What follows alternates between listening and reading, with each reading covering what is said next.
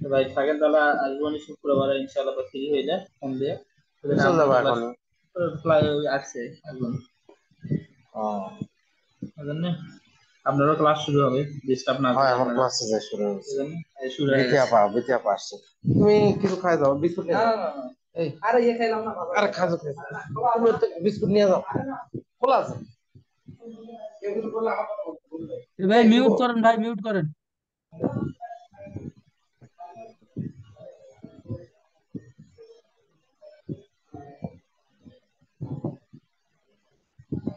Okay, so can you hear me? Yes sir. Okay, sir so আসসালামু আলাইকুম sir.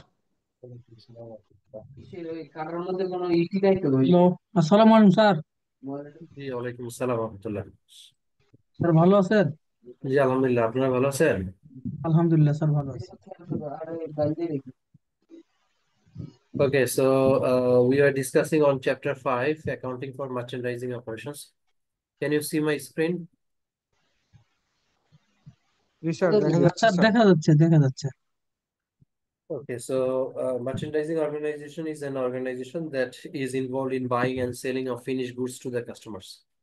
Okay, so uh, the basic income statement format for a merchandising organization is that they purchase the finished goods from suppliers and then sell it to the customers at a profit. So the difference between the sales revenue and cost of goods sold, that is the cost incurred to uh, that is the cost of goods that has been sold out.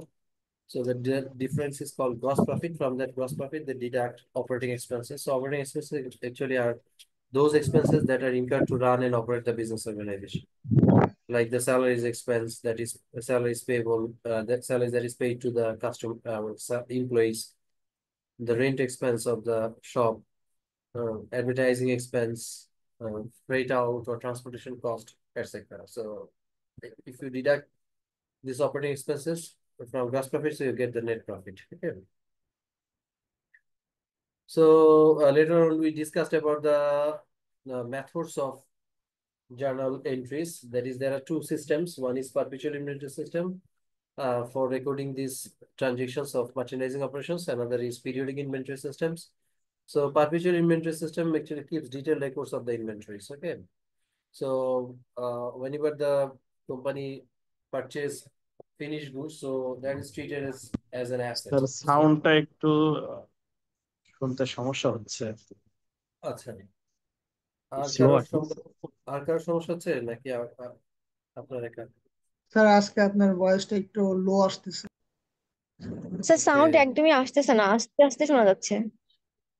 হ্যাঁ sir, আমারও সেটাই একই। ওকে, আচ্ছা, এখন কি শুনতে পাচ্ছেন? হ্যাঁ স্যার স্যার জি শোনা স্যার শোনা যাচ্ছে, যাচ্ছে মনে স্যার। শোনা হচ্ছে অনেক যাচ্ছে। দূর থেকে কথা বলতেছেন, এরকম এরকম লাগতেছে, একটু স্পিকারটা অনেক দূরে এরকম ফিল। ওকে, সো একটা মিনিট, আমি একটু দেখি আমার ফ্যানের ভলিউমটা কমিয়ে কিছু করা যায় কিনা।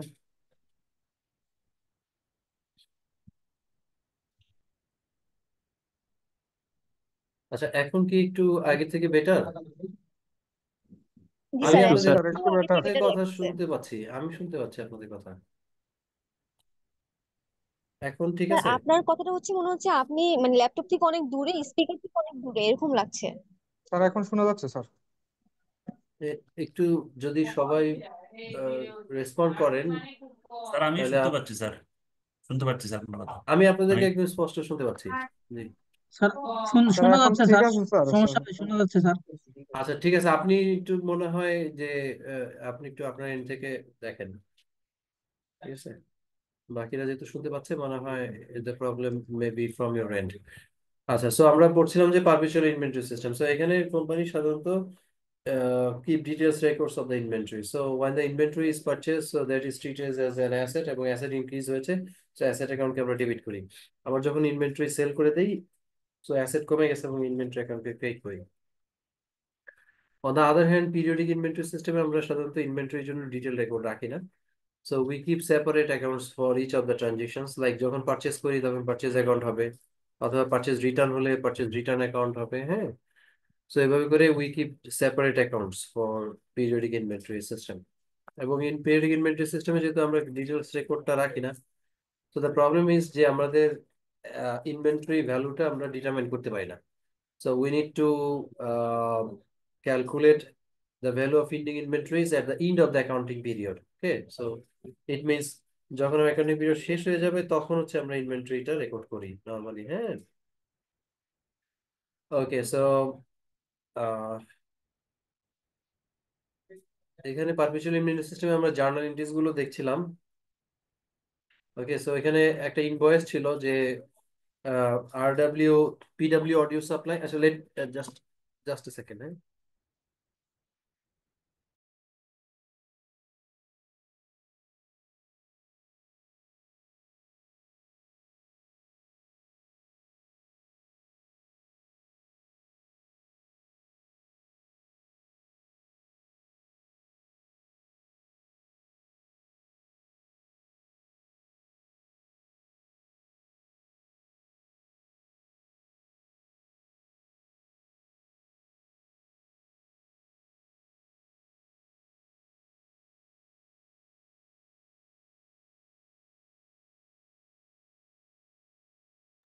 okay. So, am I audible right now?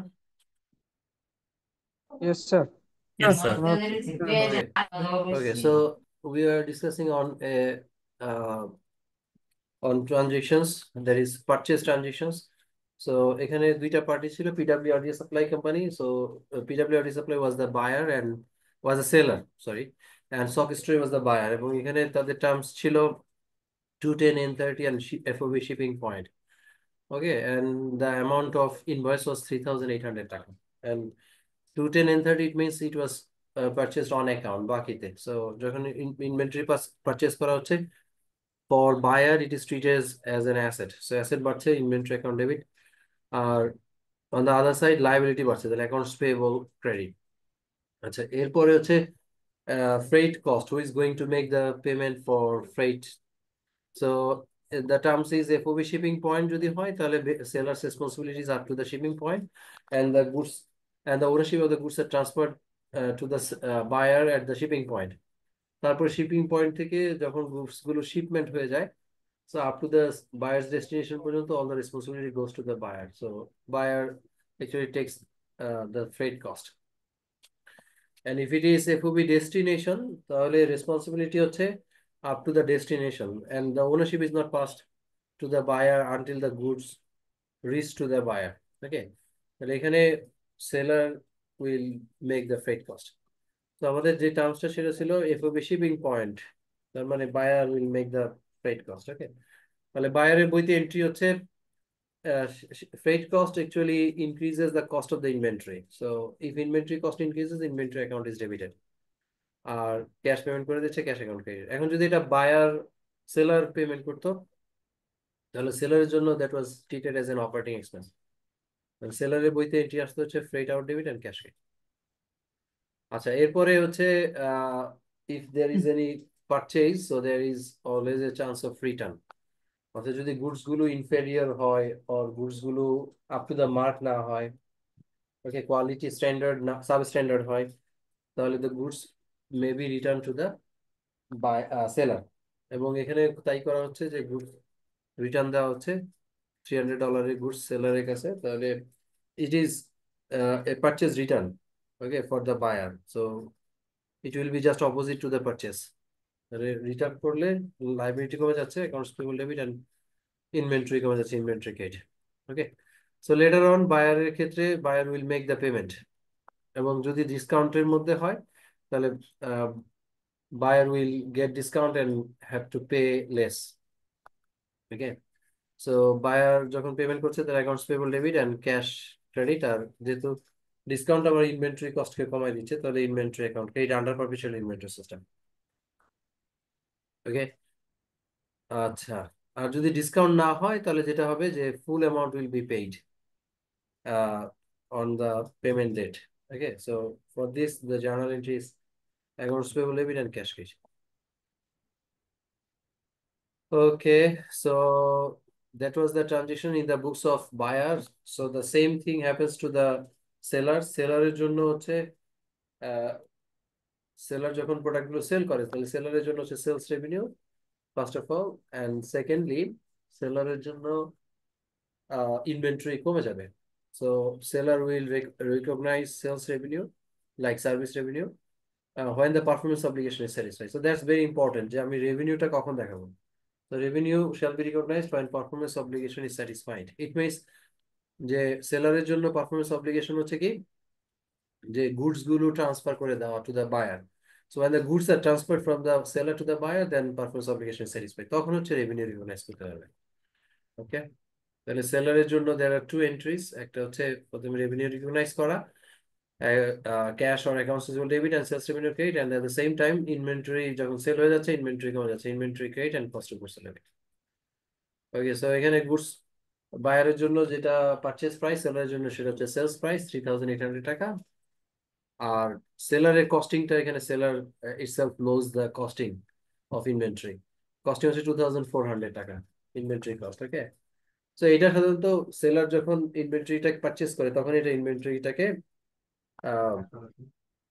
Cost প্রাইসে রেকর্ড করে। ওকে, সো যখন সেল করে সেটা সে কস্ট প্রাইসে ডিটারমাইন করে যে তার কস্ট প্রাইস কত হলো to make the sales. So the journal entries is cost of goods sold খাবার debit তোমরা খাও and inventory credit. ওকে, এরপরে যখন সেলার আবার বায়ার যখন পারচেজ রিটার্ন হয়, সেলারের জন্য হচ্ছে সেলস রিটার্ন। সো সেলার যখন রিটার্ন আসে তখন তার রেভিনিউ কমে যায়। সো রেভিনিউ কমে গেলে sales return debit and accounts receivable credit. On the other side আবার ইনভেন্টরি বেড়ে যাচ্ছে এবং কস্টিং কমে যাচ্ছে। So inventory debit and cost of goods sold credit. Okay, so এরপরে যেটা হয় যদি গুডস গুলো ওকে, সো এরপরে হচ্ছে বায়ার যখন whenever the buyer makes payment, so for seller it is actually received. So if the seller receives within the discount threshold, so seller will get less of discount. Okay, so এখানে আমাদের ডিসকাউন্টের মধ্যেই ছিল, মে 14-এ receive করা ছিল, তাহলে accounts receivable credit and cash debit and sales discount credit debit. Okay, so this is the transactions for merchandising operations under perpetual inventory system. এখন দেখেন perpetual inventory system আমরা যখন জার্নাল করি, তো জার্নালের পরে we use the same form procedure for accounting cycle. That means first we make the journal entries, তারপর সেখান থেকে আমরা we classify the accounts and prepare T accounts, অর্থাৎ লেজার করি। দেন এই লেজার ব্যালেন্স গুলো আবার আমরা ট্রায়াল ব্যালেন্সে ট্রান্সফার করি। ট্রায়াল ব্যালেন্স থেকে আবার যদি অ্যাডজাস্টমেন্ট লাগে অ্যাডজাস্টিং এন্ট্রিজ করি, and then adjusted trial balance and financial statement করি। তাহলে এখানেও সেম থিং, আমরা সার্ভিস অর্গানাইজেশনের জন্য যে অ্যাকাউন্টিং সাইকেল ফলো করেছি, মার্চেন্ডাইজিং অর্গানাইজেশনের জন্য same accounting cycle will be followed. ওকে, আচ্ছা, এখানে মোস্ট ইম্পর্টেন্ট একটা হচ্ছে অ্যাডজাস্টিং এন্ট্রিজ করতে হয়, সেটা হলো ইনভেন্টরি কাউন্টিং এর জন্য।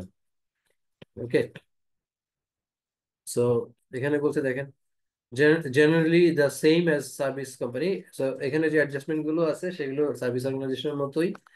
One additional adjustment to make the records agree with the actual inventory on hand. So involves adjusting entry and cost of goods sold. Okay, so it means এখানে একটা adjusting entries বেশি করতে হয় service merchandising organisation, সেটা হচ্ছে inventory কাউন্টিংটা।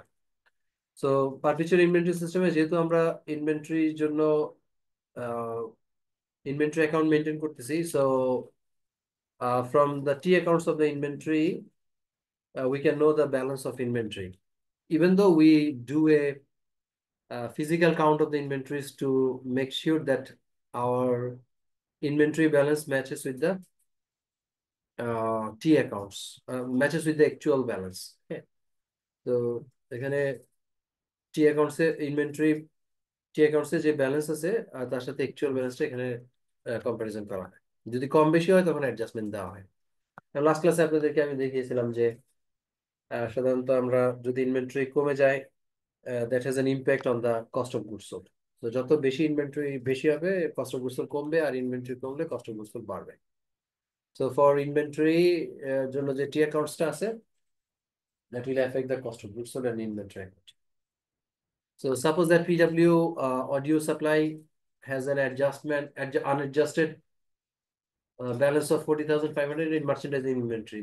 Through a physical count, PW audio supply determines that its actual merchandise inventory at year-end is 40,000. তাহলে দেখেন এখানে ফিজিক্যাল কাউন্টিং করার পরে পাওয়া গেল হচ্ছে 40,000, তার মানে 5,000 টাকা, 500 টাকা কমে গেছে। আমার টি অ্যাকাউন্ট ব্যালেন্স থেকে 500 টাকা কমে গেছে। তাহলে ইনভেন্টরিকে কমাইতে হবে, এবং ইনভেন্টরি কমলে কস্টিং বেড়ে যায়। So cost of goods sold debit and inventory account paid. So that is the additional adjusting entries made for a merchandising organization. Am I clear? এটা ক্লিয়ার স্যার। ওকে, সো এরপরে আবার সেম থিং, এখানে আপনি যখন adjustment করবেন, adjusted trial balance করছেন, হ্যাঁ, তারপর সেখান থেকে ইনকাম ওয়ার্কশিট করছেন, ইনকাম স্টেটমেন্ট ব্যালেন্স শিট করতেছেন, আবার এখান থেকে ক্লোজিং এন্ট্রিজ করতে হয়। ওকে, সো ক্লোজিং এন্ট্রিজ এর জন্য we know that 4 types of accounts are normally close down. একটা হচ্ছে রেভিনিউ অ্যাকাউন্ট গুলো ক্লোজ করি আমরা, এক্সপেন্স অ্যাকাউন্ট গুলো ক্লোজ করি, প্রফিট অ্যাকাউন্ট ক্লোজ করি, আর যদি ড্রয়িংস থাকে ড্রয়িংস অ্যাকাউন্ট গুলো ক্লোজ করি। তো the same thing will be done over here. So closing entries এর পরে that post closing trial balance এর ক্ষেত্রে। আচ্ছা, সো এখানে একটা জিনিস হচ্ছে we need to do a multiple step income statement for a merchandising organization. Okay, so এখানে নরমালি অনেক সময় আপনার ইনকাম স্টেটমেন্ট চাওয়া হয় এবং হচ্ছে ব্যালেন্স শিট চাওয়া হয় মার্চেন্ডাইজিং অর্গানাইজেশনের জন্য। ঠিক আছে, তাহলে মার্চেন্ডাইজিং অর্গানাইজেশন ইনকাম স্টেটমেন্টের ফরম্যাটটা is different from service organisation. Service অর্গানাইজেশনের ক্ষেত্রে আপনারা রেভিনিউ গুলো থেকে এক্সপেন্স গুলো বাদ দিয়েছেন, I get the net income. Okay, but over here যেহেতু অপারেশনসটা একটু ডিফারেন্ট, সো ইনকাম স্টেটমেন্টের ফরম্যাটটাও একটু ডিফারেন্ট হবে। So we'll say multiple step income statement. It shows several steps in determining net income. 2 steps relate to principal operating activities. আরেকটা step হচ্ছে non-operating activities. Okay, so this is actually the income statement format that you need to write down. আচ্ছা, so এটা একটু আপনারা তুলে নেবেন এই income স্টেটমেন্টের ফরম্যাটটা।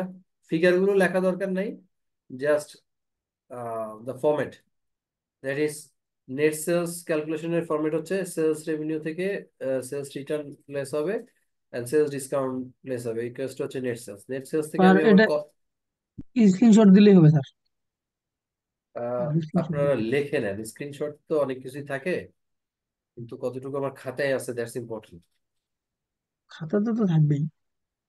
জি, সো এটা একটু আপনারা লিখে নেন। হ্যাঁ, তারপরে cost of goods sold. So cost of goods sold, এখানে কিন্তু we can know the balance of cost of goods sold by doing a T accounts of cost of goods sold.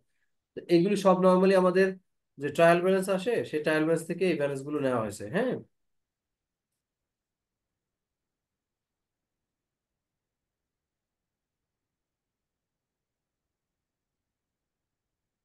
তো cost of goods sold deduct করার পরে you get the gross profit. Gross profit থেকে then we deduct operating expenses. So this are the operating expenses.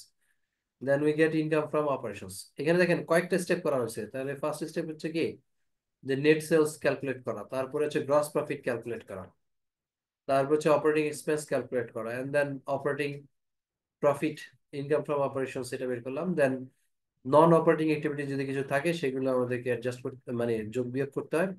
If there is income that will be added, আর যদি expense থাকে minus করতে হয়, and then finally we get the net income. Okay, so এটা একটু ফরম্যাটটা সবাই লিখে ফেলেন তো, এন্ড লেট মি নো যে সবার হয়েছে।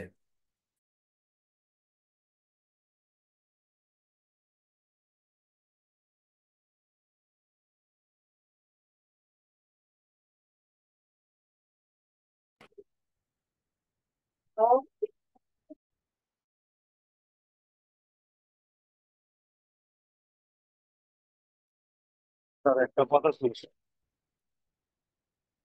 জি বলেন। স্যার, এখানে ওই যে আরেকটা জিনিস অ্যাড হবে না, ওই যে income before tax after tax? ও, যদি ট্যাক্স থাকে, এখানে আমি ট্যাক্স কনসিডারেশন করি নাই। যদি ট্যাক্স থাকে তাহলে হ্যাঁ ট্যাক্স ক্যালকুলেট করতে হবে। যেমন এই পর্যন্ত যেটুকু করা হলো সেটা হচ্ছে ইনকাম বিফোর ট্যাক্স পর্যন্ত আর কি।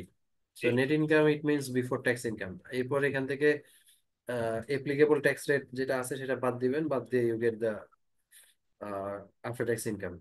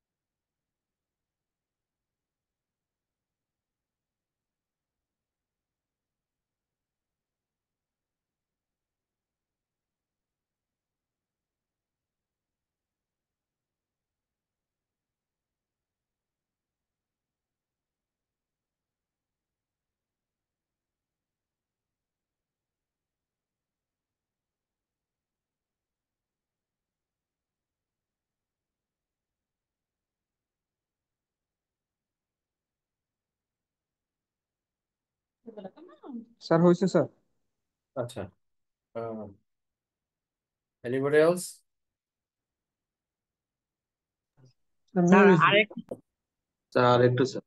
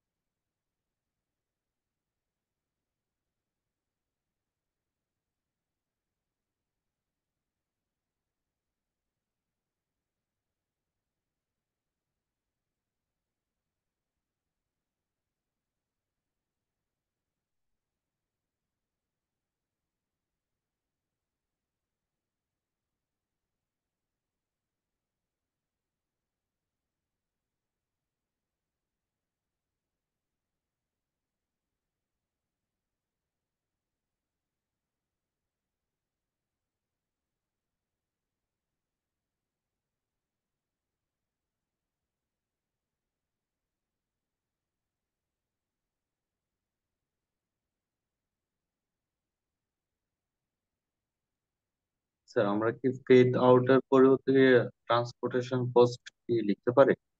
Write out here. So the same meaning.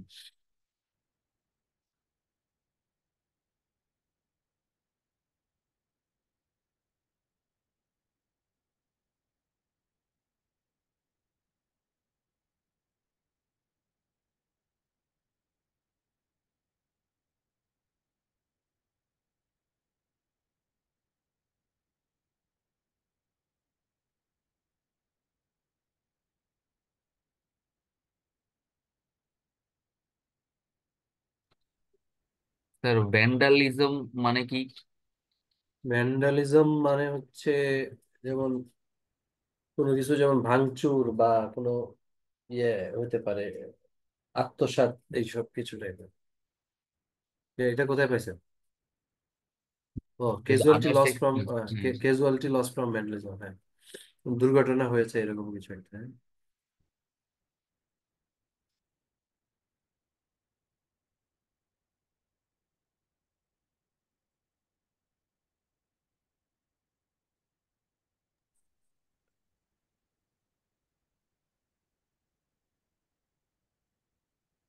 আর প্রতিষ্ঠানের টাকা যদি নিয়ে পালিয়ে যায় তাহলে কি সেক্ষেত্রে ভ্যান্ডালিজমই হবে?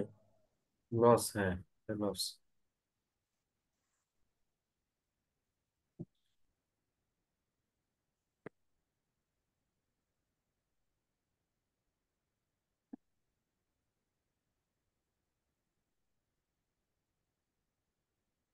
ওকে, আচ্ছা, সো এখানে one thing you can note down is operating activities আর নন অপারেটিং অ্যাক্টিভিটিস। আচ্ছা, সো অপারেটিং অ্যাক্টিভিটিস হচ্ছে যেগুলো আমাদের মেইন অপারেশন একটা বিজনেসের, হ্যাঁ। তো ওখান থেকে যেই রেভিনিউ হয় অথবা যে এক্সপেন্স হয়, that is actually operating activities. যেমন আমার sell merchandise organisation, so main source of revenue is the sales revenue. Okay, এর বাইরে যদি অন্য কোনো সোর্স থেকে রেভিনিউ আসে, that is not their operation, তাহলে সেটা হবে নন অপারেটিং অ্যাক্টিভিটিস। ওকে, যেমন এখানে বলছে ইন্টারেস্ট রেভিনিউ। এখন মনে করেন ব্যাংকে আমার একটা ডিপোজিট আছে, আমার সেখান থেকে ইন্টারেস্ট আসে, বাট আবার ব্যাংকে ডিপোজিট করা বা ব্যাংকে টাকা রাখা এটা কিন্তু আমার অপারেশন না, আমার মেইন ফাংশন না। ওকে, আবার হচ্ছে যেমন gain on sell of plant asset. আমি একটা প্ল্যান্ট অ্যাসেট ছিল, পুরাতন একটা অ্যাসেট ছিল, সেটা আমি বিক্রি করেছি। তো সেখান থেকে আমার যদি কোনো গেইন আসে অথবা লস হয়, সেটা কিন্তু আমার মেইন অপারেশন না, তাহলে সেটা হচ্ছে নন অপারেটিং অ্যাক্টিভিটিস।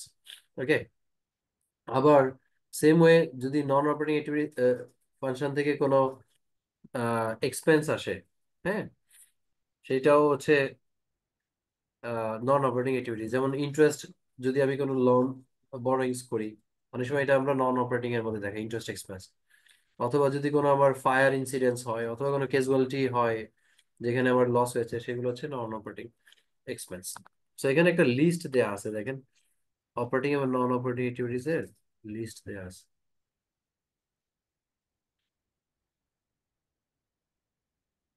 এখানে একটু দেখেন, এই এই লিস্টটা একটু দেখেন। স্যার, ইন্টারেস্ট এক্সপেন্সটা অপারেটিং এক্সপেন্স হবে না স্যার? এটা তো বিজনেসের কাজ করতে যেহেতু টাকা লোন নেওয়া হয়েছে।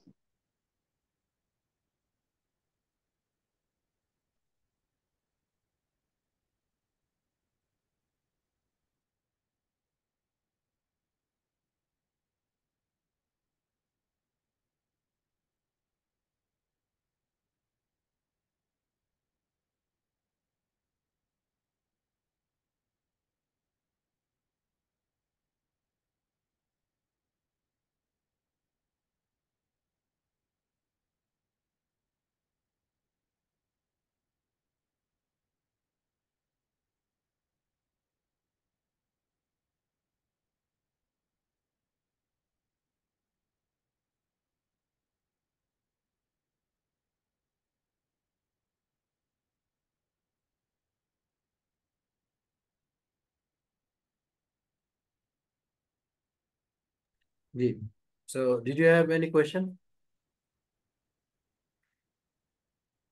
কেউ কোনো কোয়েশ্চেন করছিলেন? স্যার, ইন্টারেস্ট এক্সপেন্সটা অপারেটিং এক্সপেন্স হবে না স্যার? না, ইন্টারেস্ট সাধারণত আমরা যখন ইনকাম স্টেটমেন্ট করি, তো যদি আমাদের ইন্টারেস্টের উপরে কোনো মানে আমাদের we are not required to take any loan, হ্যাঁ, and it is based on purely like ownership source থেকে যদি আসে, ওনার সিকিউরিটি থেকে আসে, তাহলে সেখান থেকে যদি আপনি লোন করে তারপরে ফাইন্যান্স করেন, তাহলে এটা নন অপারেটিং হবে। আবার কিছু বিজনেসের ক্ষেত্রে আপনার মনে করেন লোন নেওয়া বা হুইচ আর লিভার্ড ফার্ম, সেগুলোর ক্ষেত্রে লোন নেওয়া ইজ ভেরি কমন, সেখানে আবার সেটা হইতে পারে অপারেটিং এক্সপেন্স। আচ্ছা, সো আদার ইনকামের মধ্যে এখানে দেখেন, আদার ইনকামের এক্সাম্পল হচ্ছে ইন্টারেস্ট রেভিনিউ, তারপর হচ্ছে dividend income, rent income. Rent income আবার কিন্তু একটা বিজনেসের জন্য অপারেটিং অ্যাক্টিভিটিস হতে পারে। যেমন মনে করেন হোটেল বিজনেস যেগুলো, তাহলে ওদের মেইন অপারেশন হচ্ছে two rent out the rooms to the guests. So rent income is there main operation. এখন এটার বাইরে অন্য কোনো কেউ যদি আমার মনে করেন রেন্ট ইনকাম করে, যেমন মনে করেন আইসিএমএবি হয়তো তার যে ক্যাম্পাস আছে বা মানে তার যে রিসোর্স আছে, সেই রিসোর্স যদি মনে করেন মনে হয় যে না আমাদের এত বড় ক্যাম্পাস, আমরা কোনো একটা মানে এটা থেকে আর্ন করি, হ্যাঁ, আমাদের যে অডিটোরিয়াম আছে সেখানে রেন্ট দিয়ে ইনকাম করি, তাহলে সেটা কিন্তু তাদের অপারেশন না। তো বেসিক অপারেশন হলো তাদের যেমন মেম্বারদের কাছ থেকে ফি অথবা গভর্নমেন্টের কাছ থেকে যে তারা ডোনেশন পায় সেটা, অথবা মনে করেন স্টুডেন্টদের কাছ থেকে যে টিউশন ফি পায় সেটা। তো ওইখান থেকে যে রেভিনিউ আসে that is their operating income অথবা অপারেটিং রেভিনিউ। এর বাইরে অন্য কোনো সোর্স থেকে যদি আসে that will be non operating revenue. হ্যাঁ, আর মনে করেন যে পুরাতন একটা ফার্নিচার অথবা কোনো ইকুইপমেন্ট, হ্যাঁ, অথবা কোনো পুরাতন একটা কম্পিউটার সে বিক্রি করলো, তো সেখান থেকে গেইন আসলো। তো এই যে বিক্রি করাটা that is not their operation. তো এই যে মানে আদার দেন বেসিক অপারেশন থেকে ছাড়া অন্যান্য অপারেশন থেকে যে ইনকামটা হবে that is their non operating expense. Okay, আচ্ছা। On the other side expense গুলো এরকম যে যেটা মেইন অপারেশন ছাড়া অন্য কোনো এক্সপেন্স, যেমন মেইন অপারেটিং অ্যাক্টিভিটিজ এর এক্সপেন্স হচ্ছে কস্ট অফ গুডস সোল্ড। তাহলে মার্চেন্ডাইজিং অর্গানাইজেশন মেইন অপারেশন হচ্ছে to buy and sell goods. Okay, তাহলে প্রোডাক্ট পারচেস করতে গিয়ে যে খরচটা হয় that is treated as cost of goods sold. So এইটা হচ্ছে তোমাদের অপারেটিং এক্সপেন্স। আবার এই যে এমপ্লয়ি স্যালারিজ এগুলো অপারেটিং এক্সপেন্স। এর বাইরে যদি অন্য কোনো সোর্স থেকে কোনো এক্সপেন্স হয় তাহলে সেটা হবে হচ্ছে আদার এক্সপেন্স গুলো, নন অপারেটিং। এখন যদি মনে করেন একটা ফায়ার ইনসিডেন্ট হইলো that is not frequent, infrequent এবং আনইউজুয়াল, তাহলে এগুলো কিন্তু হবে কি নন অপারেটিং। ওকে, সো আচ্ছা, আর ব্যালেন্স শিটের ফরম্যাটটা সেম আগের মতোই, যে আমরা অ্যাসেট পাশে অ্যাসেট গুলো দেখাবো, কিন্তু ক্লাসিফিকেশন করতে হবে ব্যালেন্স শিটটা, ঠিক আছে? অর্থাৎ কারেন্ট এবং নন কারেন্ট ক্লাসিফিকেশন করতে হবে। আমি কি লাস্ট ক্লাসে ক্লাসিফিকেশন দেখিয়েছিলাম কারেন্ট নন কারেন্ট? দেখাইছিলেন স্যার। ওকে, তাহলে যেগুলো, আরেকবার একটু হ্যাঁ, বললে ভালো হয়। যে কারেন্ট অ্যাসেটস হচ্ছে যেগুলো উইদিন 1 ইয়ারের মধ্যে ক্যাশে কনভার্ট হবে, অথবা 1 ইয়ারের মধ্যে যেটা আপনি ইউজ করবেন, অর্থাৎ যেটা ইউটিলিটি হচ্ছে উইদিন 1 ইয়ার, সেটা হলো কারেন্ট অ্যাসেট। ওকে, যেমন ক্যাশ, ক্যাশ তো already has been converted, cash তো অলরেডি ক্যাশই আছে, লিকুইড অ্যাসেট। আর অ্যাকাউন্টস রিসিভেবল এটাও সাধারণত দেখা যায় 2, 10 and 30, তার মানে খুব দ্রুতই ক্যাশে কনভার্ট করা হয়। ইনভেন্টরি এটাও সাধারণত সেল করে ক্যাশে কনভার্ট করা হয়ে যায় খুব দ্রুতই। আর যে কোনো অ্যাডভান্স অথবা প্রিপেড এক্সপেন্স গুলো হচ্ছে কারেন্ট অ্যাসেট। কারণ এর বেনিফিট গুলো হয়তো আপনি যেটা অ্যাডভান্স পেমেন্ট করেছিলেন এটা যদি 1 বছরের মধ্যে বেনিফিট শেষ হয়ে যায় তাহলে কারেন্ট অ্যাসেট। আর on the other side non current asset হচ্ছে সাধারণত আমার যেগুলোকে আমি বলি fixed asset, like property, plant and equipment. এবং এটা থেকে আবার যেহেতু এটা long life asset, long lived asset, এগুলোকে ডেপ্রিসিয়েট করা হয়। সো তো যেইটুকু ডেপ্রিসিয়েট করা হয়েছে কোনো ডেপ্রিসিয়েশন বাদ দিয়ে you calculate the book value of the asset. এবং যদি প্রত্যেকটা অ্যাসেট থাকে, যেমন ইকুইপমেন্ট থাকে, মেশিনারিজ থাকে, ফার্নিচার থাকে, তো প্রত্যেকটার জন্য you calculate depreciation and then deduct it to get the net book value.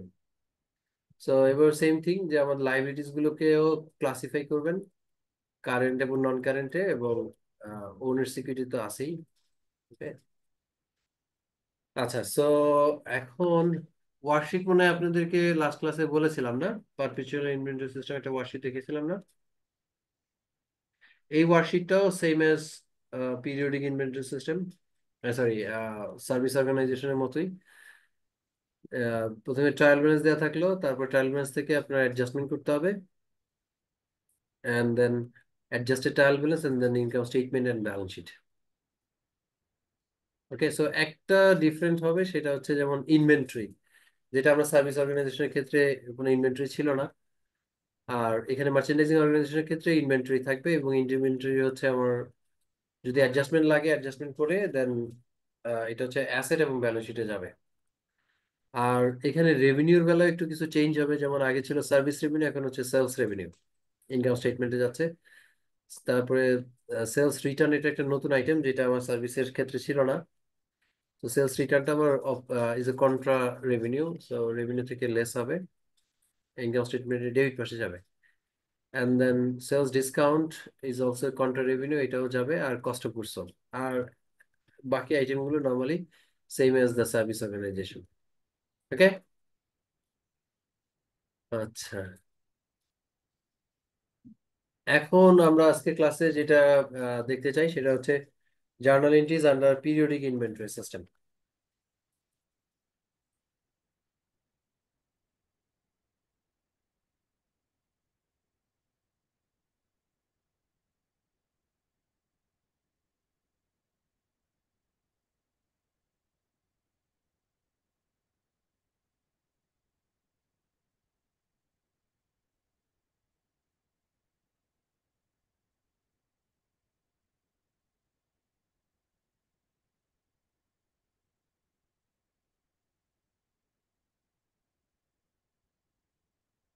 Okay, so এখানে একটু কিছু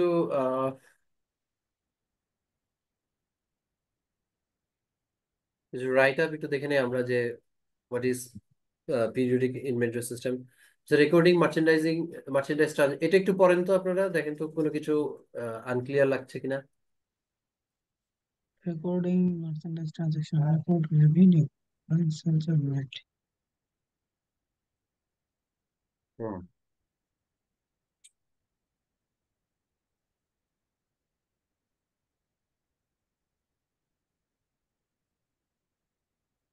Do not record cost of merchandise sold on the date of sale, অর্থাৎ হ্যাঁ, এটা এখানে এটা হ্যাঁ, এটা বুঝতেছি না। সেলিং এর so, ডেটে এটা রেকর্ড করা যাবে না। হ্যাঁ Do not এখানে record. যেমন পারপিচুয়াল ইনভেন্টরি সিস্টেমে সেলস ট্রানজাকশনের জন্য আমরা 2টা জার্নাল লিখেছিলাম না, আর এখানে জার্নাল হবে একটা। শুধুমাত্র রেভিনিউর জার্নাল হবে, কিন্তু ইনভেন্টরি কোনো জার্নাল হবে না। যেমন ইনভেন্টরি একটা জার্নাল ছিল cost of goods sold revenue, inventory K, but এখানে ইনভেন্টরি কোনো জার্নাল দেওয়া যাবে না। এই ইনভেন্টরি তো আমরা রেকর্ডই করি নাই। ইনভেন্টরিটা রেকর্ড করা হবে, শুধুমাত্র কাউন্ট করা হবে এট the end of the year. বছর শেষে আসলে ইনভেন্টরি জার্নাল দেওয়া হবে, inventory treatment. So physical count, inventory count determines cost of merchandise on hand and cost of merchandise sold during the year. আর এখানে ইম্পর্টেন্ট যে record purchase in purchase account. এখানে আমরা যখন পারচেজ হবে তখন আমরা পারচেজ অ্যাকাউন্ট মেনটেন করব। তারপরে purchase return and allowance, purchase discount, freight cost are recorded in separate accounts. প্রত্যেকটার জন্য আলাদা আলাদা এন্ট্রি দিতে হবে, অ্যাকাউন্ট করতে হবে। আর ওখানে নর্মালি সব ট্রানজেকশন গুলোর জন্য we use inventory account.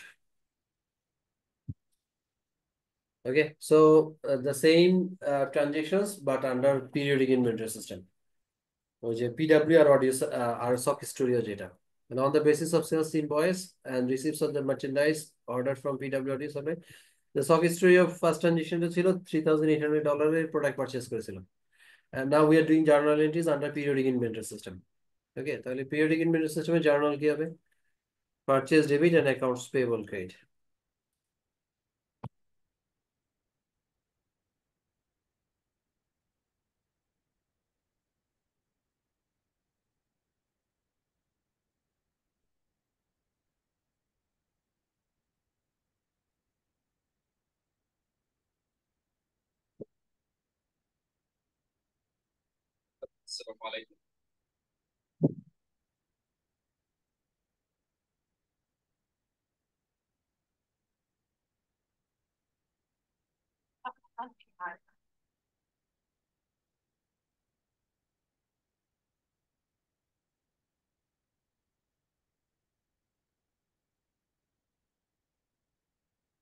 Okay, so purchase account আমরা এখানে purchase is treated as an expense.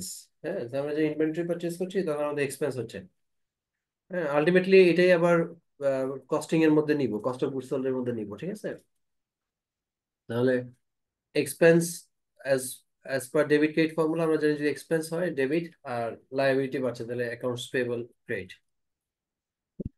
ওকে, তারপরে এটা হচ্ছে যে সক স্টুডিও ফ্রেট কস্ট পেমেন্ট করেছিল $150। তাহলে এখানে for freight cost journal entry is freight in debit and cash credit. এটা এক্সপেন্স, হ্যাঁ এক্সপেন্স হলে ডেবিট আর ক্যাশ পেমেন্ট করা হচ্ছে।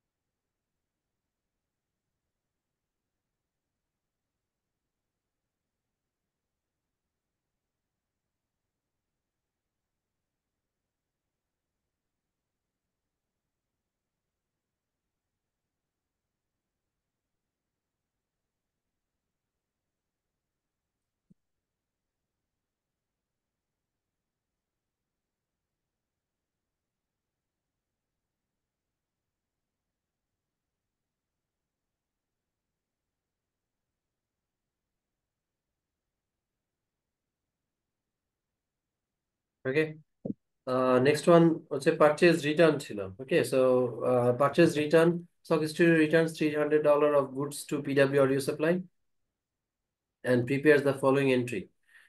ওকে, তাহলে যখন রিটার্ন দিবে তাহলে ইটস জাস্ট অপোজিট, এক্সপেন্স কমে যাচ্ছে, কোনটা এক্সপেন্স তাহলে এক্সপেন্স বাড়লে ডেবিট, এক্সপেন্স কমে গেলে ক্রেডিট, আর ওদিকে লায়াবিলিটি কমে যাচ্ছে, so accounts payable debit and purchase return credit.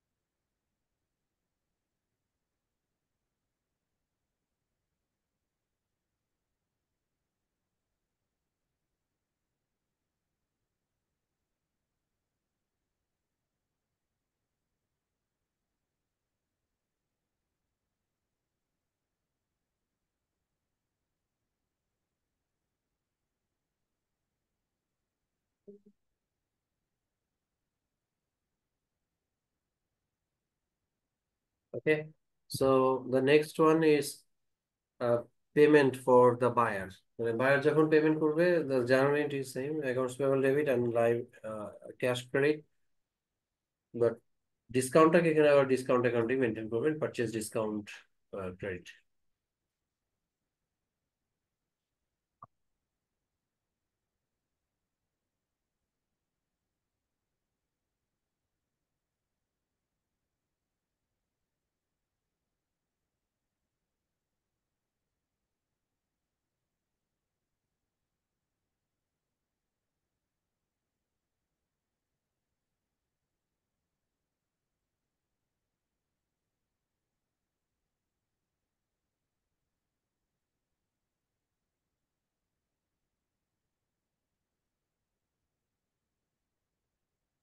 আচ্ছা স্যার।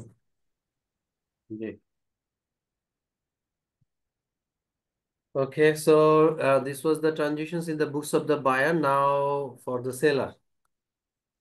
তাহলে দেখেন সেলারের জন্য PW audio supply records the sale of 3,800 টাকা টু স্টক স্টোর। তাহলে first entry same, accounts receivable debit and sales revenue credit, but second যে inventory আইটেমটা সেটা আসবে না।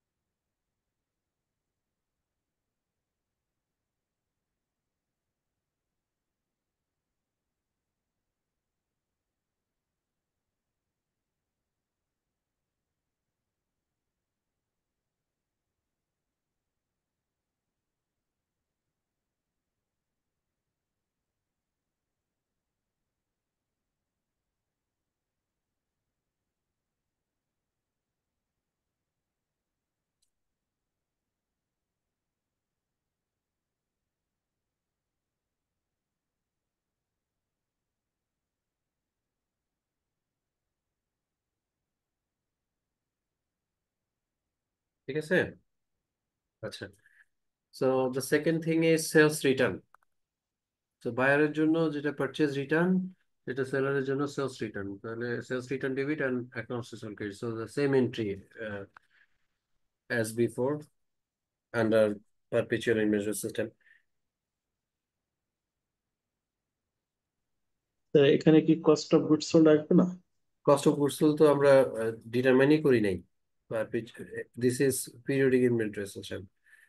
শুরুতেই কস্ট অফ গুডস সোল্ড কিন্তু লিখি নাই, ঠিক আছে। যখন সেল করলাম তো স্যার, কস্টিং যখন হয়েছে, কিন্তু এই কস্ট অফ গুডস সোল্ডটাই আমরা ডিটারমাইন করব and of the accounting period by making a physical inventory count. That's why it's called periodic inventory system. তো এখানেই হচ্ছে বেসিক ডিফারেন্স দুইটা সিস্টেমের মধ্যে, ঠিক আছে। রিটার্ন যখন হলো, হ্যাঁ, তাহলে রিটার্নের জন্য শুধু রিটার্ন হয়েছে, যেহেতু আমরা ইনভেন্টরির জন্য তো কোনো অ্যাকাউন্ট করি নাই, তাহলে ইনভেন্টরি রিটার্নের কারণে আবার ইনভেন্টরি ফেরত আসে, এটা কোনো হিসাব করতেছি না।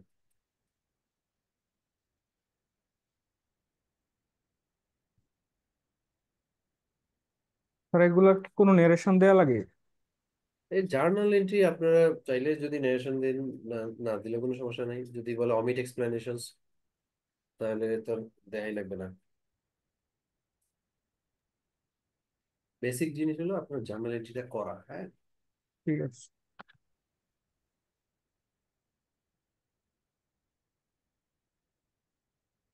আচ্ছা,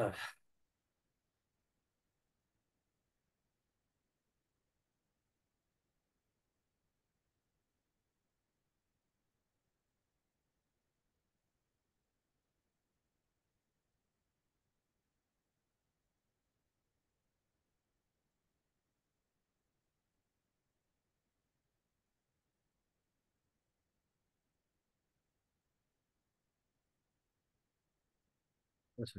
And then cash received for seller, তাহলে cash debit, sales discount debit, and accounts receivable credit.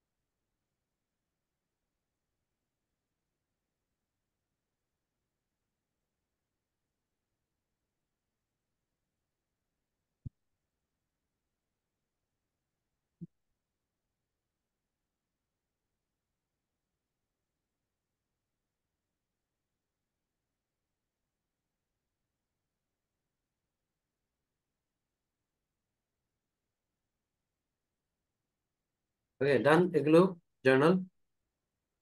আচ্ছা, জি স্যার, হয়েছে। so now make a comparison between periodic inventory system and perpetual inventory system, হ্যাঁ। এখন দেখেন জার্নাল ওয়াইজ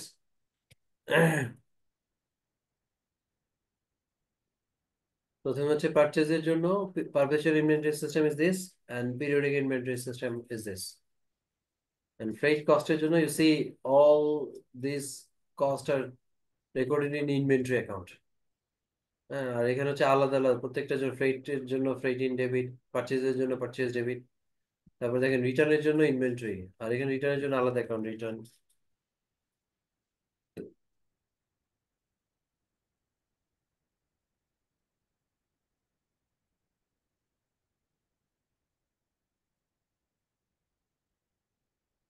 তারপরে পেমেন্টের জন্য inventory,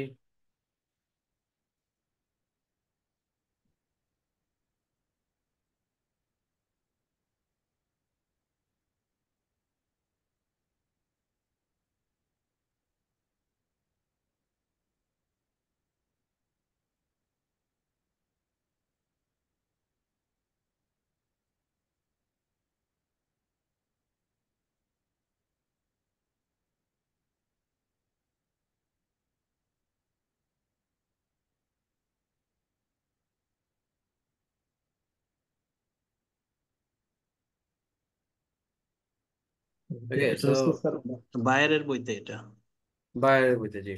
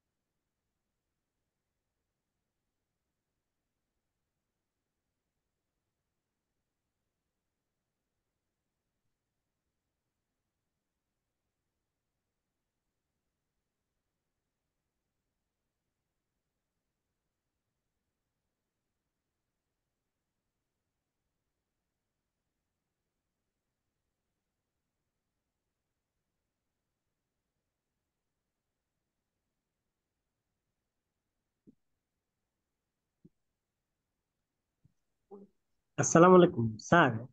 জি এই এই জায়গায় স্যার মানে কোন সিস্টেমটা সবচেয়ে অ্যাকসেপ্টেবল, মানে এটা কি দুটাই অ্যাভেলেবেল নাকি হ্যাঁ, এক? এখানে practically if you talk about practical scenario, তো প্র্যাকটিক্যালি পারপিচুয়াল ইনভেন্টরি সিস্টেমে ইনভেন্টরিটা করা সবচেয়ে সহজ। সো আপনি যদি ইনভেন্টরি কন্ট্রোল কথা চিন্তা করেন, so you should go for perpetual inventory system, কারণ এখানে আপনি ইনভেন্টরি সব অ্যাকাউন্টগুলো ইনভেন্টরিতে আসতেছে। আর পিরিয়ডিকে হইলে আপনি কিন্তু ইনভেন্টরিটা ওইভাবে রেকর্ড করতেছেন না, হয়তো যখন পারচেস করতেছেন পারচেজ ইনভয়েস সাপোর্ট করতেছে, বাট ইনভেন্টরি কত আছে সেটা কিন্তু আপনি জানতে পারবেন না until you prepare a T accounts for inventory at the end of the accounting period এবং you do a physical count. Okay, so for this perpetual inventory system is preferred. জি স্যার, তার মানে স্যার আমাকে দুটাই জানতে হবে তাই তো? হ্যাঁ, দুইটাই, এগুলো সাধারণত দুইটা অপশনই অ্যাভেলেবল আছে। জি স্যার।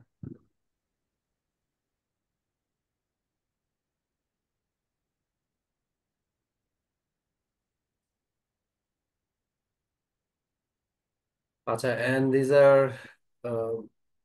এখানে অলমোস্ট সেম। হ্যাঁ, সেলারের পয়েন্ট অফ ভিউ থেকে জার্নাল গুলো সেম প্রায়।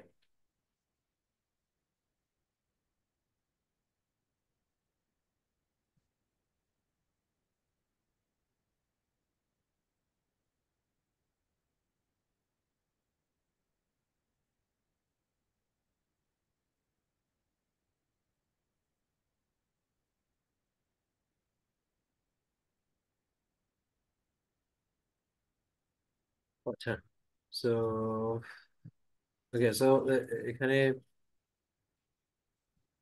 Worksheet for under periodic inventory system.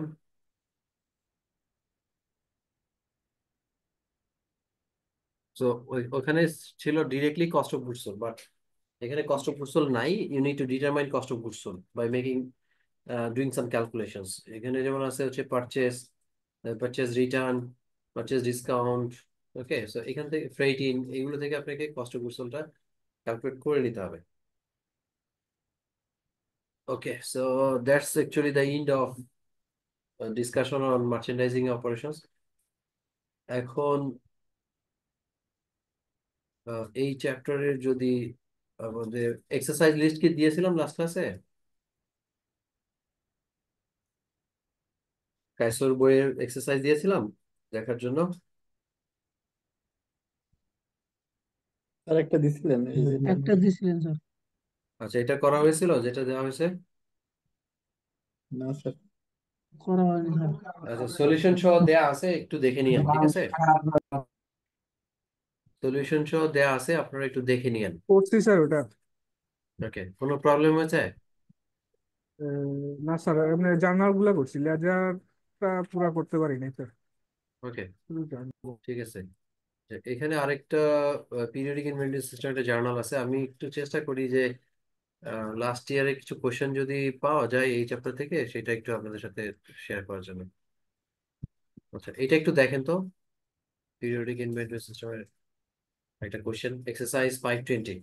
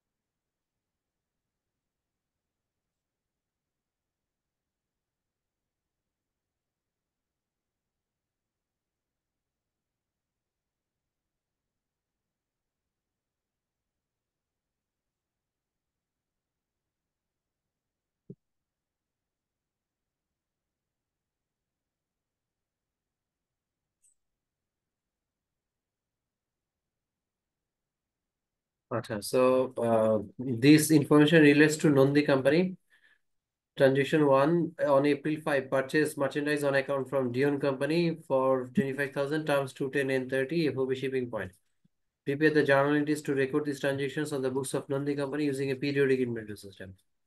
Okay, so তাহলে প্রথমটা হচ্ছে Dion Company, Nandi Company purchase merchandise on account from Dion Company for 25,000 টাকা times 210 and 30 FOB shipping point. Okay, তাহলে under periodic inventory system journal is purchase account debit and accounts payable credit. 25,000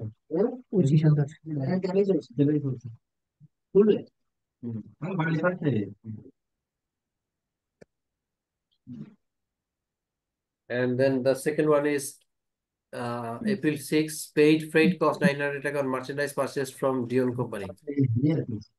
হ্যাঁ Second, ball freight charge, freight in Mute করে রাখে debit, রাখলে মনে হয় ভালো হয়। cash account credit. এখানে শুরুতে কিন্তু ট্রানজেকশনের সময় বলা ছিল যে এফওবি শিপিং পয়েন্ট, তার মানে বায়ার হচ্ছে পেমেন্ট করবে আর Nandi company is the buyer.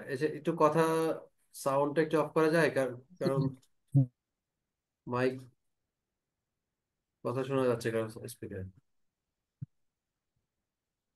Credit in debit 900 and cash 900। তাহলে যেহেতু নন্দী কোম্পানি হচ্ছে বায়ার এবং নন্দী কোম্পানি পেমেন্ট করবে, তাহলে এই ট্রানজেকশন নন্দীর বইতে আসবে। আচ্ছা, April 7 purchase equipment on account for 30,000, এটা কি হবে জার্নাল?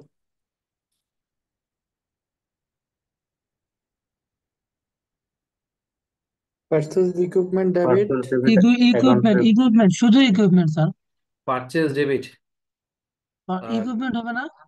Accounts payable credit. আচ্ছা, how many of you are in favour of this transaction?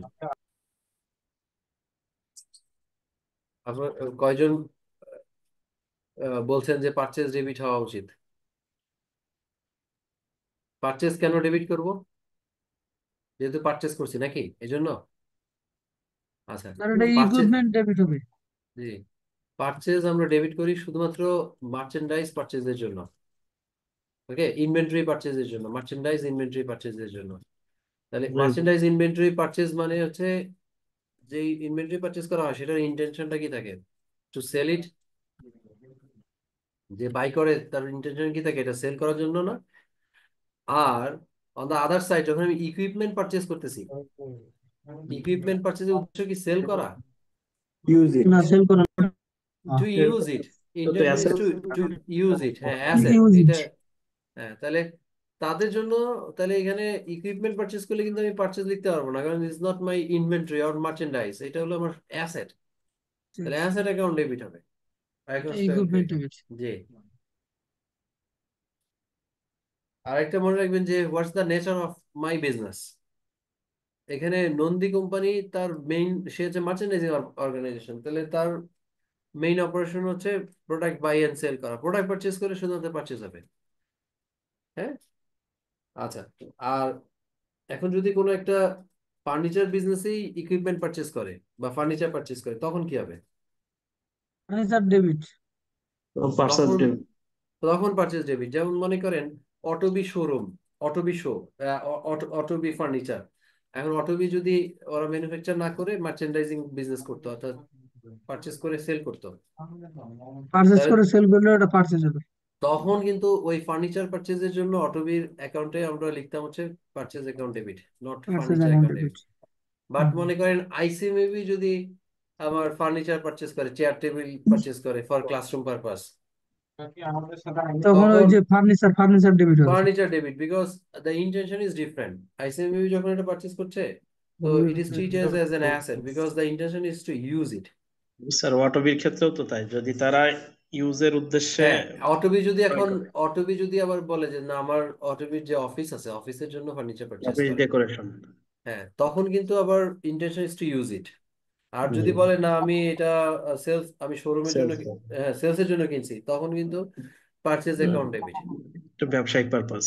হ্যাঁ। এখন মনে করেন আইসিএমইউ যখন কোনো ল্যান্ড পারচেজ করবে, আর মনে করেন বসুন্ধরা বিল্ডার্স যদি ল্যান্ড পারচেস করে, হ্যাঁ, দুইটা ভিন্ন। দুইজনের ইন্টেনশন ডিফারেন্ট। আইসিএমএবির জন্য ইজ টু ইউজ ইট, আর বসুন্ধরার জন্য the land is treated as an asset, as a merchandising product. Okay, তাহলে প্রোডাক্ট যদি হয় তখন কিন্তু পারচেস, আর যদি অ্যাসেট হয় তখন হচ্ছে অ্যাসেট অ্যাকাউন্ট। ঠিক আছে? জি স্যার। আচ্ছা, next is return merchandise to DN company. এখন দেখেন মার্চেন্ডাইজ রিটার্ন করছে, তাহলে কি হবে? Accounts payable debit,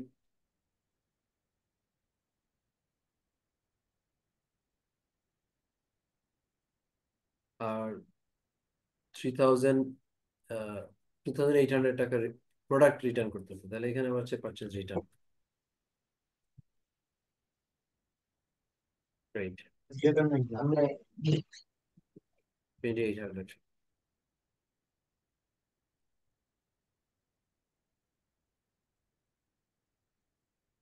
Okay, and then April 15 paid the amount due to Dion Company in full.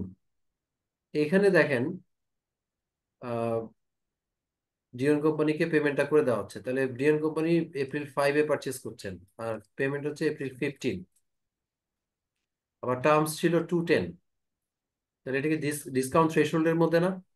G sir. April 5 discount যদি পিরিয়ড হিসাব করেন, শেষ। হ্যাঁ হ্যাঁ, এপ্রিল 5 থেকে এপ্রিল 15, তাহলে 10 দিনের মধ্যেই তো আছে। 11তম দিন। না, 11তম দিন না, আমরা যখন হিসাব করব তখন এপ্রিল 5 কে হিসাব করব না। 10ম দিন। হ্যাঁ, এপ্রিল 5 থেকে এপ্রিল 5-এ কি একদিন হবে নাকি এপ্রিল 6-এ একদিন হবে? 6 স্যার। 6-এ একদিন হবে, তাহলে এপ্রিল 6, 5 7। একদিন হবে, এপ্রিল 5 থেকে ধরতে হবে স্যার। আর কি বলছেন? এপ্রিল 5-এ পারচেস করছেন, তাহলে এপ্রিল 5-এ কি একদিন হয়ে যাবে? একদিন হিসাব হয় কখন? আপনি মনে করেন কেউ যদি লেটস সে 5th এপ্রিল জন্মগ্রহণ করে, 5th এপ্রিলে কি তার বয়স 1 মাস হয়? একদিন হয় নাকি পরের দিন একদিন হয়? 6 এপ্রিল একদিন হবে। তাহলে এখানে এপ্রিল 5-এ পারচেস করলে এপ্রিল 6-এ হচ্ছে একদিন, 6 তারিখ থেকে হিসাব করবেন। 6, 7, 8, 9, 10, 11, 12, 13, 14, 15, তার মানে 15 হচ্ছে টাইম। ওকে, তাহলে এর মধ্যেই পেমেন্ট করা হয়েছে, এন্ড 2% ডিসকাউন্ট তাহলে অ্যালাউ করবে। ঠিক আছে? এখন কোশ্চেন হচ্ছে এখানে আমার ডিওন কোম্পানির সাথে যে অ্যাকাউন্টটা ছিল সেটা কত অ্যামাউন্টের? ফার্স্ট হচ্ছে 25,000। হ্যাঁ, 25,000, দেন আবার রিটার্ন আছে, কিন্তু রিটার্ন আছে না 2800 টাকার। তাহলে নেট অ্যামাউন্ট কত আছে? যদি আমি if we do a T accounts for accounts payable, হ্যাঁ, 22,200। তাহলে এখানে ক্রেডিট পাশে 25,000 টাকা অন এপ্রিল 5, আর ডেবিট পাশে হচ্ছে 2,800 টাকা অন এপ্রিল 8। তাহলে দেখেন এখানে ব্যালেন্সিং ফিগার হচ্ছে 22,200।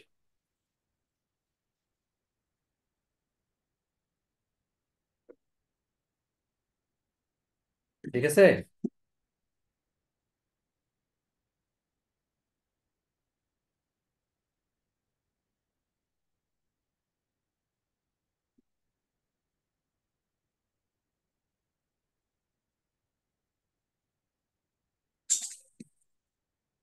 আচ্ছা, তাহলে এই 22,200 টাকার উপরে কিন্তু ডিসকাউন্ট 2% হিসাবে হবে, তাহলে ডিসকাউন্ট বাদ দেওয়ার পরে নেট অ্যামাউন্ট ইজ 21,756। ওকে, এখন what would be the journalities for making this payment? Accounts payable debit, cash credit, and we are using discount. periodic inventory system, তাহলে এখানে ডিসকাউন্ট হবে, purchase discount 444। জি, 22,200 টাকা হচ্ছে পেয়েবল, ক্যাশ হলো 21,756, 21,756, এদিকে 400।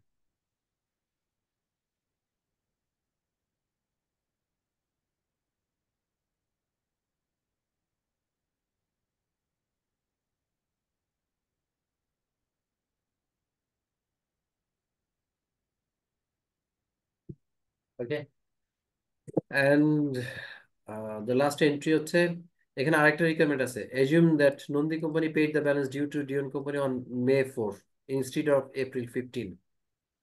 এখানে আবার বলছে যে আমি এপ্রিল 15-এ পেমেন্ট করতে পারি নাই। আর স্যার জি এখানে কনফিউশন লাগতেছে স্যার, যেমন টাকাটা পেমেন্ট করে নিলে এটা ক্যাশ কেন স্যার ক্রেডিট হলো এটা বুঝতেছি না স্যার। আচ্ছা, আপনি যখন পেমেন্ট করেন তাহলে আপনার অ্যাকাউন্টিং ইকুয়েশনে চেঞ্জটা কি হয়? যদি অ্যাকাউন্টিং ইকুয়েশনে দেখেন অ্যাসেট সাইডে আর liability side, assets equals to liabilities plus owner security, তো কি পরিবর্তন হয় যখন আপনি তার কাছ থেকে পারচেস স্যার করছিলেন? স্যার বুঝতে পারছি, জি স্যার জি স্যার ঠিক আছে স্যার। পেমেন্ট করলে তো ক্যাশ ক্রেডিট হবে। জি, ঠিক আছে, ওকে। তাহলে এখন বলছে যে যদি এপ্রিল 15-এর জায়গায় মে 4 হয়, okay? তাহলে এখানে ছিল N30 মিনস 30 ডেজ। তাহলে এপ্রিল 5 থেকে আমার 30 দিন পরে হয় মে 4। যদি আমি ডিসকাউন্টটা মিস করে ফেলি, 10 দিনের মধ্যে পেমেন্ট মিস করে ফেলি, তাহলে আমাকে পরে পেমেন্ট করবো 30 দিন পরে। তো সো যদি মে 4-এ পেমেন্ট করা হয় তাহলে হোয়াট উড বি দ্য জার্নালিটিস? তখন ফুল অ্যামাউন্টই হবে, কোনো ডিসকাউন্ট হবে না, accounts payable debit and cash credit.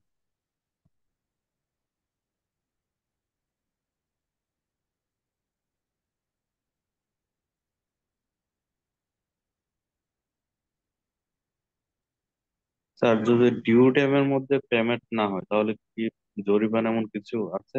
না না, ও আচ্ছা, এই 30 দিনের মধ্যে, 30 ডেজের জি মধ্যে। জি স্যার। আচ্ছা, এখানে যেটা হয় যে যদি আপনি দেখেন যে পেমেন্ট মিস হয়েছে, তাহলে সেটা, এবং তখন সেটা লস হয়। আসলে জরিমানা বলতে এটা লস কোম্পানির জন্য। এটা আমরা দেখবো অ্যাকাউন্টিং ফর রিসিভেবলস একটা চ্যাপ্টার আছে, চ্যাপ্টার 9, এবং ওই লসটাকে আমরা বলছি ব্যাড ডেট এক্সপেন্স। এখন এই লসটা সাধারণত আমরা রেকর্ড যে করি এর আগে কিছু প্রিকশনস আছে। যেমন মনে করেন আমি মে 4-এ সে পেমেন্ট করতে ব্যর্থ হইলো, সাথে সাথে আমি লসটাকে রেকগনাইজ করতে পারবো না, ওকে? তার জন্য আমার কিছু প্রিকশনস আছে, যেমন আমি চেষ্টা করব তাকে রিমাইন্ডার দেওয়ার জন্য, তাকে মেইল করার জন্য, অথবা তাকে চিঠি দেওয়ার জন্য। তারপরে যদি সে এটা রেসপন্ড, মানে সে যদি তাও ব্যর্থ হয়, তারপরে হয়তো আমি তাকে আমি এই মানে এটাকে আবার রিশিডিউল করতে পারি পেমেন্টটা। তারপরে আবার গিয়ে দেখলাম যে না, সে তাও পেমেন্ট করতে হ্যাঁ হিসেবে দেখানো হবে স্যার। হ্যাঁ, তাও পেমেন্ট করতে পারছে না, তখন আমি হয়তো লিগ্যাল অ্যাকশন নিব তার বিরুদ্ধে। তো তো লিগ্যাল অ্যাকশন নেওয়ার পরেও যদি দেখি যে কাজ হচ্ছে না, তখন আমি এটাকে ব্যাড ডেট হিসেবে রেকর্ড করে নিব প্লাস। ঠিক আছে? স্যার মানে এক্সাম্পল যদি আমাদের বাংলাদেশের মতো হয়, আমাদের শুক্র শনি বন্ধ থাকে, হুম, 30 দিনের ডেটটা আমার ইয়েতেই পড়ছে, শুক্রবারে পড়তেছে, হ্যাঁ তাহলে কি আমি কি পরের উইকে রবিবারে পেমেন্ট করতে পারবো? হ্যাঁ, ডেট তো হচ্ছে আপনি, মানে এই ডেটেই পেমেন্ট, এটা বলা আছে 30 ডেজ, এবং 30 ডেজের মধ্যে যদি না পেমেন্ট করে, একদিন পরে 2 দিন পরে করেন, তাহলে এন্ট্রি দিবেন। তাহলে তো আমাদের অ্যাকাউন্টস পেবল ডিউ থেকে যাবে আর কি। যখন পে করে দিবেন লাইবিলিটি কমে যাবে, শেষ। এখন এটা হলো বায়ারের জন্য, সেলারের জন্য এটা লস। জি স্যার। আচ্ছা, সো এখান থেকে P518 আর দেখতে বলছিলাম, কয়জন করছেন, থ্যাংক ইউ। আর ইনকাম স্টেটমেন্টের কিছু একটা প্রবলেম আছে, ইনকাম স্টেটমেন্ট এটা একটু দেখেন। P518, এটা পিরিয়ডিক ইনভেন্টরি সিস্টেমের entry, periodic inventory system income statement. দেখেন, on January 1, 2020, Brooke Hanson Corporation had inventory of 50,000 টাকা. At December 31st, 2020, Brooke Hanson had the following account balance. ওকে, তাহলে জানুয়ারিতে তারা অপারেশন শুরু করছে, আর December 31st হচ্ছে এই অ্যাকাউন্ট গুলো আছে। 18, অর্থাৎ তারা দে ডু জার্নাল এন্ট্রিজ, দেন সেখান থেকে দে ডু লেজার অ্যাকাউন্টস, তারপর সেখান থেকে ট্রায়াল ব্যালেন্সের এই ব্যালেন্স গুলো আসছে।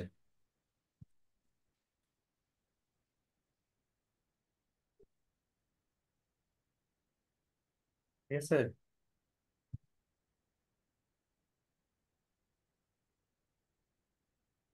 আচ্ছা, সো এখন এখান থেকে you need to do first requirement is compute Brook Hanson's gross profit. Okay, so gross প্রফিটের জন্য উই নো যে net sales minus cost of goods sold equals to gross profit. Okay, তাহলে এখানে নেট সেলস বের করতে হবে from this figure. তাহলে sales revenue is given, sales discount দেওয়া আছে, সেলস রিটার্ন দেওয়া আছে, এগুলো ডিডাক্ট করার পরে রেভিনিউ থেকে ডিডাক্ট করার পরে ইউ গেট নেট সেলস। তারপরে এখান থেকে cost of goods sold less করতে হবে। তাহলে cost of goods sold is not given directly in the question. Under periodic invest system সাধারণত কস্ট অফ গুডস সোল্ড থাকবেও না। কস্ট অফ গুডস সোল্ডটাই আপনাকে বের করতে হবে, এবং সেটা অ্যাকাউন্টিং পিরিয়ড শেষে বের করতে হবে, যে 31 ডিসেম্বরে এসে করতে হবে। সো এটা হচ্ছে বিগিনিং ইনভেন্টরি, তার সাথে আবার পারচেজ যেটা হলো সেটা যোগ করবেন। পারচেজ থেকে আবার যদি রিটার্ন থাকে বাদ দিবেন, ডিসকাউন্ট থাকলে বাদ দিবেন নেট পারচেজ। সো বিগিনিং ইনভেন্টরির সাথে নেট পারচেজ যোগ করবেন, ফ্রেইটিং কস্ট অ্যাড করবেন, আর যদি ইন্ডিং ইনভেন্টরি থাকে সেটা লেস করবেন। এখানে বলছে at December 31st 2020 Blue Cancer Company determines that ending inventory is 60,000, তাহলে এটা লেস করবেন। So this is actually the calculation for income statement. Okay, তাহলে sales minus return minus discount equals to net sales. আর cost of goods, opening এটা বলেই দিবে না? হ্যাঁ ওপেনিং পার্সেস যদি থাকে, ওপেনিং পারচেজ ওটা থাকলে কি বলেই দিবে মানে ওপেনিং ওপেনিং এটা? Purchase, opening inventory, not opening purchase. Sorry, হ্যাঁ। হ্যাঁ, বিগিনিং ইনভেন্টরি যদি থাকে সেটা বলে দিবে, কোশ্চেনে তাই বলা ছিল। জানুয়ারি 1-এ কোম্পানির ইনভেন্টরি ছিল 50,000 টাকা, আর আমাদের রিপোর্টিং ডেট হলো December 31st। তাহলে জানুয়ারি 1-এর ইনভেন্টরিটা হলো বিগিনিং ইনভেন্টরি, আর December 31st-এ যে ইনভেন্টরিটা সেটা হচ্ছে ইন্ডিং। বুঝতে পারছি। ওকে, স্যার এটা একটু করে নেন, হ্যাঁ সবাই এটা একটু করে নেন।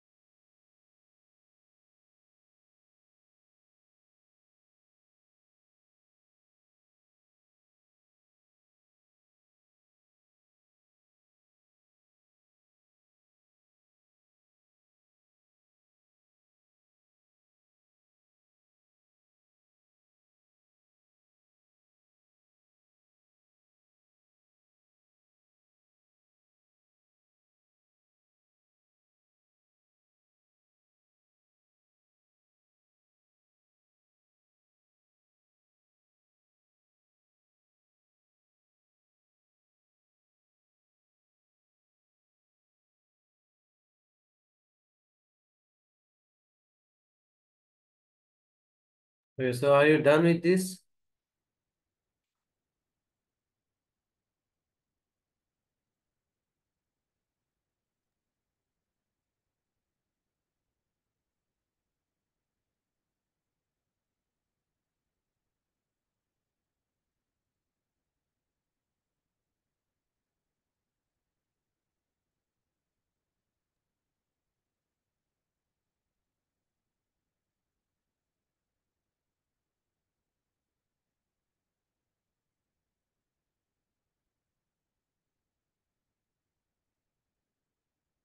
Okay, done. সবার হয়েছে এটা? জি স্যার, হয়েছে স্যার। সো এই পর্যন্ত হচ্ছে গ্রস প্রফিট 3,30,000 টাকা।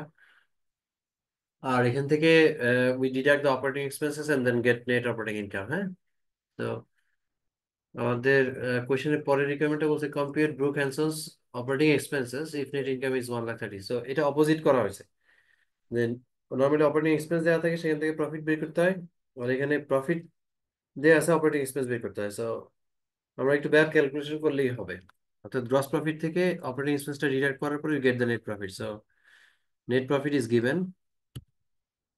নেট অপারেটিং ইনকাম 1,30,000, আর গ্রস প্রফিট আমরা ক্যালকুলেট করে নিলাম। হ্যাঁ, সেখান থেকে আমাদেরকে বলছে অপারেটিং এক্সপেন্স ক্যালকুলেট করার জন্য। অপারেটিং এক্সপেন্সটা হচ্ছে the difference between this two 200,000, 2 lakh. 2 lakh, জি। আর যদি এখানে অন্য কোনো আদার রেভিনিউ বা আদার এক্সপেন্স না থাকে, তাহলে সেটাই হচ্ছে নেট ইনকাম। এবং তাই বলা হয়েছে যে এখানে আদার কোনো দেয়ার আর নো নন অপারেটিং অ্যাক্টিভিটিস। তার মানে এই যে নেট ইনকামটা, এটা লাস্ট ফিগার। অর্থাৎ এখানে যদি তোলেন, নেট ইনকামটাই বেসিক্যালি আমার নেট অপারেটিং ইনকাম।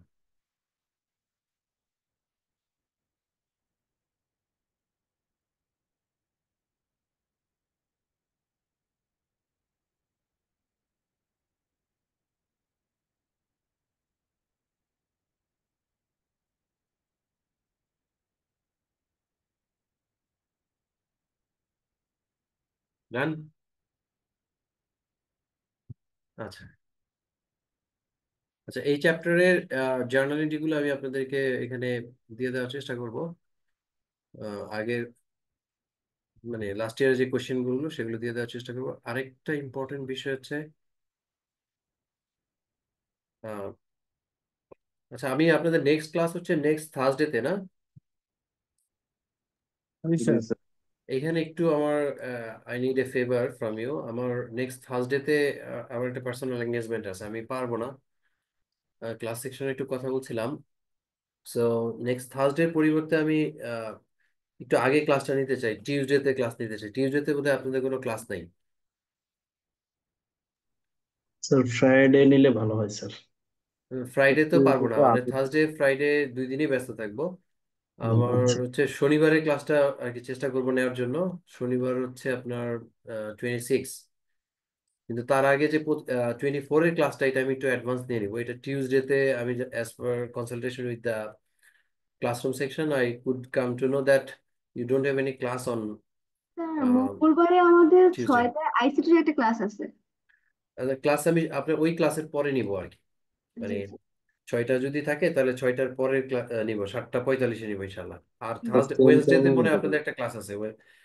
বুধবার মনে হয় ক্লাস আছে, এটা আমাকে বললো। তো বুধবার আমি নিতে জি স্যার। চেয়েছিলাম, বুধবার বললো যে ক্লাস আছে, এই জন্য বুধবার নিচ্ছি না। ঠিক আছে, তাহলে আমাদের নেক্সট ক্লাসটা হলো next Tuesday instead of Wednesday, Thursday. Okay, তাহলে স্যার যেদিনই ক্লাস নেন স্যার 7:45 ক্লাস নিন স্যার। জি 7:45 ইনশাল্লাহ। 22 তারিখ 7:45 টিউসডেতে ইনশাল্লাহ। হ্যাঁ, ওকে স্যার, ওকে স্যার। জি স্যার। আচ্ছা, তা আমাদের আজকে এখানেই শেষ করছি। আর এই চ্যাপ্টারের যে এক্সারসাইজ গুলো, মানে পাস্ট